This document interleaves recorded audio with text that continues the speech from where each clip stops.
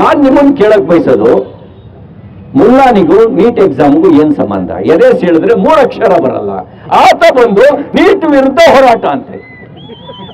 ಧರ್ಮೇಂದ್ರ ಪ್ರಧಾನ್ ರಾಜೀನಾಮೆ ಕೊಡ್ಬೇಕಂತೆ, ಮೋದಿ ಹಠಾವಂತೆ. ನಾನು ನಿಮ್ಮನ್ನು ಕೇಳಕ್ ಬಯಸ್ತೇನೆ, ನಿನ್ನ ಎದೆ ಸೀಳಿದ್ರೆ 3 ಅಕ್ಷರ ನಿನ್ನ ಎದೆ ಒಳಗಡೆ ಇಲ್ಲ, ನೀನು ನೀಟ್ ಬಗ್ಗೆ ಮಾತಾಡ್ತೀಯ.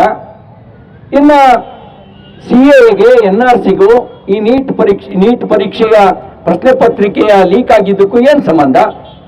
CAA ವಿರೋಧಿಗಳು, ತುಕಡೆ ಗ್ಯಾಂಗ್ಗಳು ಅಲ್ಲಿ ಬಂದು ಮಾತಾಡ್ತಾರೆ. ತುಕಡೆ ಗ್ಯಾಂಗ್ಗಳು ಯಾರು ಅಂತ ಗೊತ್ತಿದೆ ನಿಮ್ಗೆ?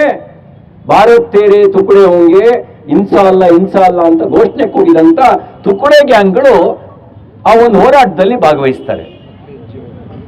ನಕಲಿ NGOಗಳಿಗೆ ಅವರಿಗೆ ಅಕ್ರಮವಾಗಿ ಹಣ ಬರ್ತಿರೋದನ್ನ ನಿಲ್ಲಿಸುವಂತ ಕಾಯ್ದೆಯನ್ನ ತರ್ತಾ ಇದ್ದಾರೆ ಅನ್ನುವಂಥ ಭಯವೇ ಅವರಿಗೆ ನಮಗೆ ಬರ್ತಿರುವಂತ ಹಣದ ಮೂಲ ಅದು ರದ್ದಾಗುತ್ತಲ್ಲಪ್ಪ, ಇಲ್ಲಿ ನಾವು ಯಾವುದೇ ರೀತಿಯ ಷಡ್ಯಂತ್ರ ಮಾಡೋದಕ್ಕೆ ಅವಕಾಶ ಇಲ್ದಂಗೆ ಆಗುತ್ತಲ್ವ ಅನ್ನೋಂಥ ದುಃಖ ಅವ್ರಿಗೆ ಕಾಡ್ತಾ ಇದೆ.